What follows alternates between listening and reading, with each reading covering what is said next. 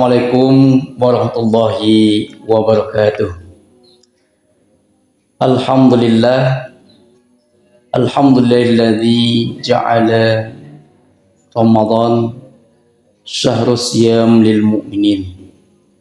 Asyhadu an la ilaha illallah wahdahu la syarikalah wa asyhadu anna Muhammadan abduhu wa rasuluh sallallahu alaihi wasallam la nabiyya ba'da.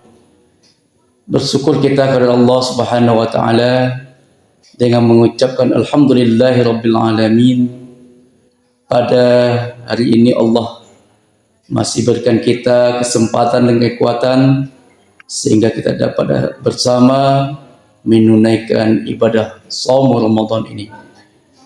Salam dan salam kepada junjungan kita Nabi Muhammad sallallahu alaihi wasallam dengan ucapan Allahumma shalli ala sayyidina Muhammad wa ala ali Muhammad sebagai panutan tauladan bagi kita dalam mengharungi kehidupan dunia yang fana ini. Kaum muslimin dan muslimat rahimakumullah, pada kesempatan ini kita akan membahas tentang mukjizat Al-Quran. Kata mukjizat berasal dari kata mukjiz, artinya melemahkan atau mengalahkan.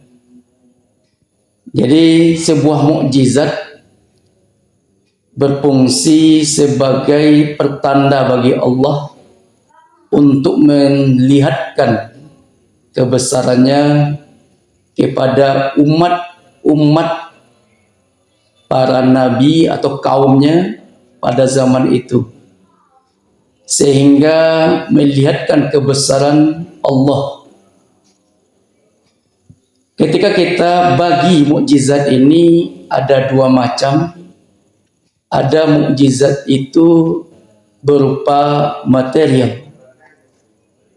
Kemudian yang kedua ada berupa imateri logis. Apa bedanya? Bedanya adalah kalau yang bersifat materi artinya dapat dilihat dengan mata kepala kita.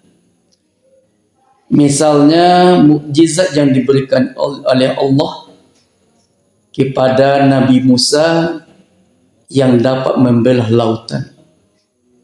Mukjizat yang diberikan oleh Allah kepada Nabi Nuh berupa banjir besar. Ini contohnya yang material. Kemudian ada mukjizat itu yang imaterial. Artinya mukjizat ini perlu dianalisa, perlu pengkajian sehingga kita dapat memahami, mengerti ini merupakan sebuah mukjizat yang diberikan oleh Allah. Kembali kita kepada mukjizat Al-Quran ini, minimal ada 4 menurut Profesor Dr. Hamka dalam tafsir Al-Azhar. Menurut beliau, yang pertama, mukjizat Al-Quran ini dapat menceritakan hal-hal yang telah berlalu, kisah-kisah yang telah berlalu yang ahli sejarah pun tidak mengetahui. Seperti halnya kisah kaum Nabi Lut, kaum Samud, kisah Nabi Nuh. Inilah yang diceritakan oleh Al-Quran yang ahli sejarah pun tidak tahu kecuali dengan Al-Quran ini. Yang kedua, Al-Quran ini menceritakan hal-hal yang akan terjadi di masa yang akan datang. Contoh, cerita tentang surga, tentang neraka, bagaimana kita dalam kubur. Itu adalah masa yang akan datang.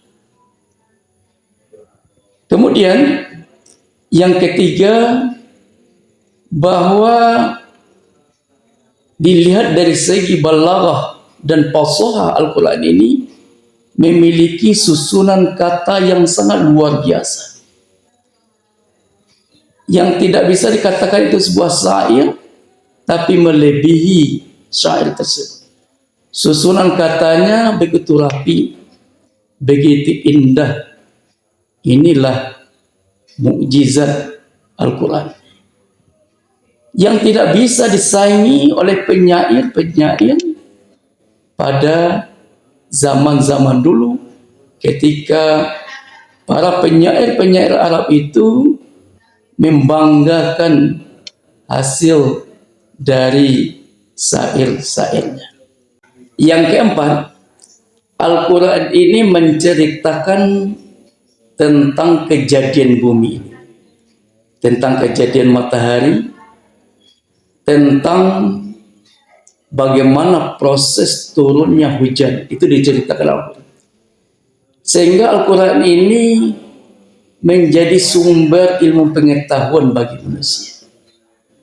Sehingga tidak salah, Al-Quran ini selalu update dalam ruang waktu, kapan dan dimanapun, cocok dari zaman ke zaman. Jadi tentunya kita sebagai umat muslim harus meyakini kitab suci kita ini. Kita menjadikan pedoman dalam kehidupan kita sebagai hudan, petunjuk dalam mengharungi kehidupan dunia yang fana ini menuju kehidupan yang abadi nantinya di akhir. Demikian saja, mudah-mudahan bermanfaat bagi kita. Selamat menunaikan ibadah puasa Siyam Ramadan tahun 1444 Hijriah. Mohon maaf atas segala kurangan. Billahi taufiq wal hidayah. Assalamualaikum warahmatullahi wabarakatuh.